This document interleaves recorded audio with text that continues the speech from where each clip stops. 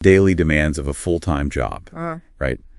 But that little voice, the one saying you need to skill up, maybe get ready for that big interview, it just keeps getting louder. Time feels like it's practically non-existent. And burnout. Yeah, that feels like it's just around the corner. It's a really common feeling. But our sources today, they promise something.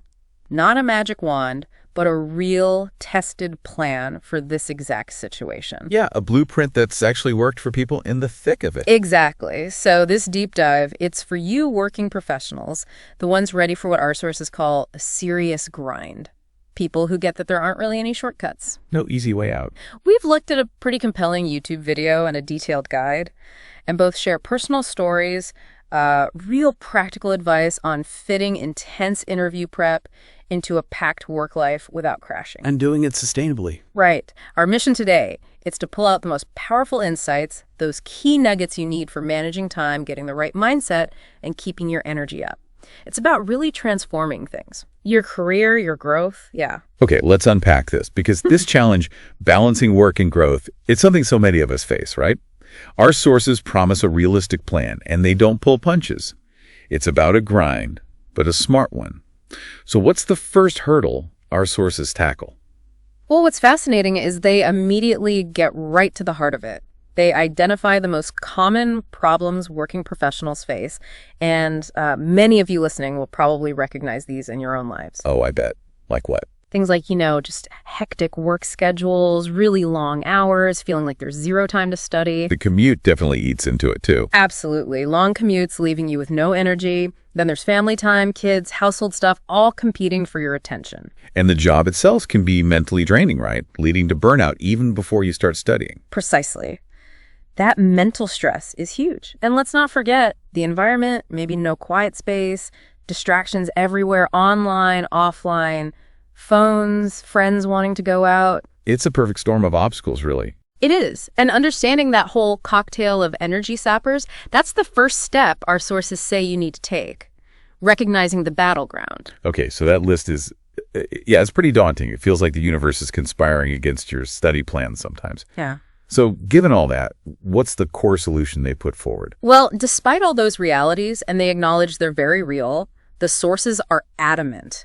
The only way through is this combination, this kind of fierce combination of, 1, effective time management, and 2, a really strong mindset. Mindset again. Yeah. And they argue, maybe a bit provocatively, that, look, everyone has 24 hours. The difference isn't your circumstances, it's how you use that time. Right. And mindset. They literally call that the real game changer. So it's not about finding some secret life hack. No. It's about discipline. A serious commitment to what they're calling the grind. And they're totally unapologetic about it, right? Yeah. No shortcuts, no black magic. Definitely not. They're clear. This is for people who are serious, ready for consistent, hard work. But, okay, what does that ironclad mindset actually mean? It's more than just be positive, I assume. Oh, yeah, much more. They break it down. First, it's that seriousness and readiness for the grind. It means truly committing to the effort involved. Not just saying you'll do it. Exactly. Genuine progress, they argue, it only comes from that consistent hard work day in, day out. Not quick fixes. It's about being truly ready for the slog. Which ties into accountability, doesn't it? Directly. You have to take your career seriously and cultivate this deep sense of accountability. They're very blunt, saying you shouldn't miss a single day of studying. Well, not one day. They even talk about developing a hunger for learning. Like, how you wouldn't skip eating before sleeping, that same kind of drive? Your commitment is primarily to yourself. That's intense. What else is part of this mindset? Beyond accountability, they really stress fostering a strong internal burning desire to reach your goals. Intrinsic motivation. Right. That internal fire, they suggest, is incredibly powerful. It helps you push through those obstacles that seem impossible otherwise. It's the fuel. Okay, here's where it gets really interesting. Yeah. The sources don't just say have a good mindset. They break down what that actually means. What about mental toughness? Yeah, they get specific. You need to be prepared for real mental toughness during this dedicated prep phase. Could be 3 months, could be 6. A defined period. A defined period, exactly. They frame this intense focus as temporary, but absolutely crucial for making a big leap in your career. And ultimately, for enjoying a better quality of life after the grind. It's a sprint, with a clear finish line in sight. Okay, so we've got the inner game, the mindset shift. But how do you actually do it? How do you translate that into action? Right, and that's where they immediately pivot, from the why to the how, from mindset straight into practical strategies for time management. And the first tool they hand you is? Time blocking. Straight up, dedicate at least 1 to 2 hours of study every single day. Ideally 2 hours or more if you can swing it. And this isn't like, oh, I'll try to fit it in. No, absolutely not. It needs to be a non-negotiable block in your schedule. Treat it like your most critical work meeting. If you decide 9 p.m. to 10 p.m. is your time, then it's fixed, set in stone. And they emphasize telling people about it, right? Oh, hugely. Communication is key. You need to inform your colleagues, your family, your partner, spouse, girlfriend, boyfriend about this dedicated study time. Let them know they shouldn't disturb you. Unless it's an emergency. Exactly. The sources literally say, unless there is a natural calamity or an earthquake, which sounds extreme, but it drives home the seriousness. You need that support, especially from a partner. So when is the best time for this kind of focused work? Well, the recommendation is strongly towards late nights or early mornings. Makes sense. Yeah, because there are just fewer distractions then, family might be asleep, fewer emails, fewer notifications popping up. Less likely to get pulled away. Right. And they also say you could split it, maybe an hour super early and another hour late at night if doing 2 straight hours doesn't work. The main thing is finding those quiet, protected pockets. And crucially, you can't waste that precious time figuring out what to study when you sit down. No, absolutely not. Plan ahead. Know your goals for the session, the topics, maybe the specific problems you're going to tackle before your block time starts. So when the clock hits, say 9 p.m. You're diving straight in, no hesitation, hit the ground running. Okay, that's the daily routine. What about weekends? They must be important too. Hugely important. Weekdays might only allow for that hour or two, right? But weekends, that's your prime time for deep work. Longer stretches. Exactly. The sources suggest dedicating maybe 4 or 5 hours, maybe even more. Use that time to tackle the really hard stuff, those medium or hard data structures and algorithms questions, for instance. Or maybe work on a personal project for a good chunk of time without interruption. And that means saying no sometimes. Often, yeah. It often means politely declining social invites, parties, friends wanting to hang out. You have to protect that weekend deep work time. Okay, and then there's this concept I love. Using dead time. What's that about? It's brilliant, isn't it? It's about finding those pockets of time during your day that are usually unproductive and, well, leveraging them. Like the commute. The commute is a classic example. Could be an hour, 2 hours for some people. Instead of just zoning out, you could solve DSA problems mentally, read offline PDFs on your phone, or just actively think through solutions. They gave an example, didn't they? Someone on a flight. Yeah, an amazing one. Solving 6 DSA questions on a 3-hour flight, it kind of reframes your whole perspective on that travel time. Makes my train ride seem like a potential study session now. Exactly. Or even those evening hours, say 9 p.m. to 11 p.m. that maybe you used to just watch TV. Transforming that dead time into productive study sessions. It's about seeing opportunities everywhere. So what this all means for someone feeling overwhelmed is you have to be incredibly intentional, maybe even a little ruthless with your schedule. But it's not just about when you study, is it? Precisely.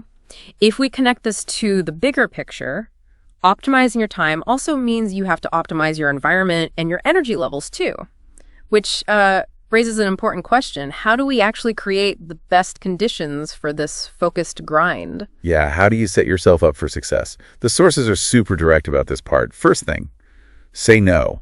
A lot. A lot of no's. It's kind of a brutal list, isn't it? You have to be ready to politely decline parties, friends get-togethers, other social things during this intense prep phase. And it's not just social stuff. Right. Also avoiding unnecessary meetings, random catch-ups, even some office meetings if they aren't truly essential, and just eat up time. Time vampires. Totally. Dull. But the one they really hammer home is mindless scrolling, social media. Oh, yeah. They are really strong on this. It's not just use it less. They argue those little dopamine hits, scrolling through Instagram or whatever, they don't just waste time. They actually damage your ability to focus, reduce your mental capacity. Yeah, they talk about attention span degradation. And they even suggest something pretty radical. Yeah. Uninstall the apps temporarily, like a public challenge. Uninstall Instagram until you get that job offer. Wow, that's commitment. It is. They basically say you need to be ruthless in spotting and shutting down all the distractions in your daily life. And a huge part of that is the phone itself, the notifications. All right. Be the notification master, not the notification slave. Yeah. That's their phrase. I like that. Turn off notifications for almost everything non-essential. Social media, games, news alerts. Gone. Keep them only for the really urgent stuff. Yeah, like critical work messages, maybe banking alerts, or, WhatsApp, if that's how you handle urgent family communication. They point out how easily one little phone buzz can turn into 15, 20 minutes, even an hour lost, without you even realizing it. It's so easy to get sucked in. Okay, so minimize digital distractions. What about the physical space? Also key, having a dedicated study space. Their big role. Avoid studying on your bed. Because your brain associates it with sleep. Exactly. Comfort, sleep, relaxation, not focus. Ideally, you set up a specific spot. Just a table and a chair can work. Doesn't need to be fancy. Not at all. In fact, they say it should be kind of serious, not too comfortable. It signals to your brain. Yeah. Okay, it's focus time now. You absolutely have to use your bed. Small apartment or something. They say, okay, if you must, use one of those portable lap desks. But the key is, do not lie down. Sit up. Keep that posture of focus. And minimize interruptions to that space, too, obviously. Phone on, silent, maybe even off. Yeah, definitely. Off or silent, and put it away from you. Out of sight, out of mind. They even shared a story about someone finding a quiet corner, even in a really chaotic shared living situation, like a PG accommodation. So it's more about creating the intention of a focused zone, not necessarily having a perfect, quiet library. Exactly. It's about making it work where you are. Okay, one more point on this section. Dealing with burnout or feeling overwhelmed. What's the advice there? This is really important for sustainability. If you're feeling stressed or hitting a wall, the advice is reduce your scope, but keep the consistency. So do less, but still do something. Precisely. Instead of trying to force yourself through 3 hard DSA problems when you're exhausted, just do 1. The absolute key is maintaining that daily habit, showing up every day, even if it's for less time or intensity. That consistency builds the habit and stops you from just giving up entirely, which is way more valuable than these occasional unsustainable bursts of effort. Grow up every single day. Yeah. Got it. It does sound like a lot of no's, a lot of discipline. But it makes sense if it's about protecting your focus and energy. Our sources are incredibly direct about cutting out the noise. But there's another piece to this puzzle that often gets missed, isn't there? You've absolutely hit on something vital there. Yes. While we're talking discipline, grind, effort, sustainability is just as critical. It's such a common trap, right? People think, I just need to grind harder, sacrifice more sleep, eat whatever's quick. Yeah, the hustle culture myth sometimes. Exactly. But what's really powerful here is how our sources insist that sacrificing the fundamentals like sleep, healthy food, movement isn't just a bad idea. It's actually self-sabotage. It pretty much guarantees you'll burn out. So they're not optional extras you bolt on if you have time. Not at all. They frame them as an essential investment in your ability to sustain the grind long term. Fuel for the fire, not something you sacrifice to the fire. That's a really crucial distinction. And they get quite specific about physical well-being. Yeah. Exercise, for instance. Yeah, surprisingly specific. They suggest getting in at least 15 to 20 minutes of physical activity every day. Doesn't sound like a huge amount. No, and they stress it doesn't mean you suddenly need a hardcore gym routine. It could be simple stuff. Climbing the stairs at home 10 times, a brisk walk outside, a quick YouTube home workout, maybe playing a bit of badminton if you like that. Just get moving. Just get moving. They say regular exercise significantly boosts your learning capacity, your mental clarity, your overall energy. They give it like 1 or 2 stars in their importance rating system, which is pretty solid. Okay, exercise is important. What about sleep? That often goes first when people get busy. Sleep. They are emphatic about this one. They call prioritizing sleep very, very, very important. It gets their highest rating, 4 stars. 4 stars. Yeah. They stress that getting proper sleep, aiming for at least 7, maybe 8 hours of quality sleep per night, isn't just rest. It's actually part of the learning process itself. Oh. Well, it's crucial for improving your learning capacity, consolidating memories, boosting productivity the next day, and just having sustained energy. They identify undersleeping as a super common problem that seriously tanks effective learning and leads to this cycle of regret. You're too tired to study well, then you regret not studying. Vicious cycle. Totally. So sleep isn't optional, it's foundational, a pillar of the whole strategy. Okay, sleep is non-negotiable. What about food? Food gets 3 stars, so also very important. Yeah. Eating clean, healthy food. Why specifically? It aids digestion, supports better mental and physical recovery, and that directly helps you wake up feeling more refreshed, more energized for your study sessions. It helps maintain focus, prevents those afternoon energy crashes. Makes intuitive sense. Yeah, and they even suggest you just try it yourself. Notice the difference in your energy and focus after a day of eating clean compared to a day where you've eaten junk food. The contrast can be pretty stark. It really is amazing how often these basics, moving, sleeping, eating well, get sacrificed when we think we need to grind. But the message from our sources is crystal clear. They are not optional. They're integral. They fuel the success. Absolutely. They're the investment that allows you to keep going. So yeah, integrating this rigorous prep into a demanding job, it is challenging, no doubt.